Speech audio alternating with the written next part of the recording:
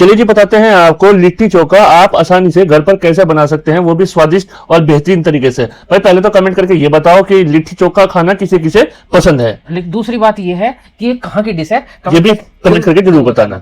ठीक है जी, तो भैया सबसे पहले क्या करना है, 3 कप तो ले लो गेहूं का आटा और उसमें डालो 3 चम्मच ही देसी घी। तो याद रखना, मतलब ये नहीं कि खाने वाली बड़ा स्पून जो हो, हाँ, ये 3 चम्मच डाल लो। हाँ ठीक है जी। इसकी डो है ना, इस सारी डो का इसी का ही कमाल है। हाँ ठीक है जी। और उसके बाद इसमें डालो थोड़ा सा अजवाइन, अजवाइन के बाद डालो इसमें स्वाद अनुसार नमक, नमक के बाद डालो बेकिंग सोडा।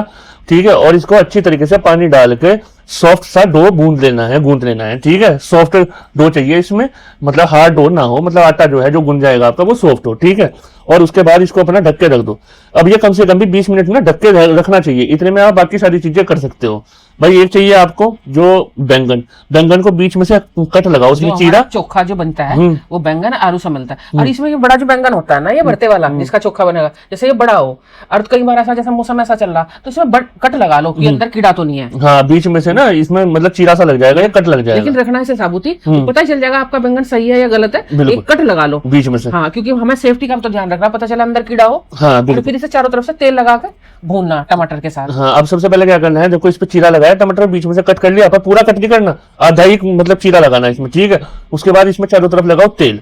ठीक है, तेल लगा लिया। अब इसको गैस के ऊपर ऐसी जाली होती है लिट्टी चोखा बनाने के लिए, वो ऐसी जाली रखो। ठीक है, और उसके बाद इसको अच्छी तरीके से जो है उस पर सिकने के लिए रख दो। ठीक, भून लो हाँ, पकड़ के चमचे से। अब उधर वो भुन रहा है। ठीक है, इधर आपको क्या करना है, टमाटर ले लो, टमाटर पे भी इसी तरीके से तेल लगाकर वे भी इसके ऊपर रख लो और धीरे धीरे इस जाली के ऊपर इन सबको पलटते रहना।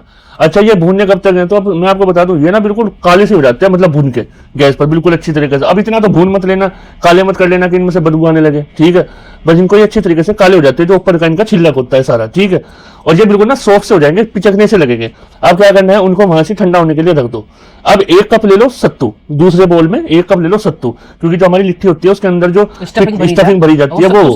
ठीक है, अब सत्तू किसका बनता है, अगर आप मार्केट से जाकर सत्तू ले आओगे तो वो ये, नहीं तो जो चने होते हैं, ठीक है, चनों का छिलक उतार के उनको मिक्सी में ग्राइंड कर लोगे तो वो आपका सत्तू पाउडर हो जाता है। ठीक है, जैसा भुने हुए चने अगर आपको घर में बनाना तो मैं बता दूं आपको, ये आगे भी काम आएगा।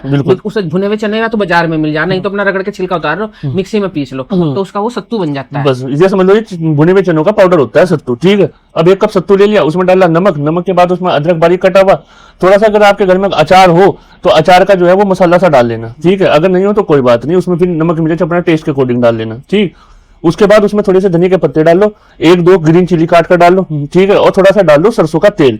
सरसों का तेल डालकर फिर इसमें ऊपर से डालो 1 नींबू, और नींबू डालने के बाद इसको अच्छी तरीके से मिला लो। तो ये हो गई आपकी स्टफिंग तैयार। ये हमारी जो लिट्टी बनती है, जिसका हमने वो आटा तैयार करके रखा था बैटर, ये उसकी स्टफिंग में भरी जाएगी। उसकी स्टफिंग में भरी जाएगी, ये स्टफिंग उसमें भरी जाएगी।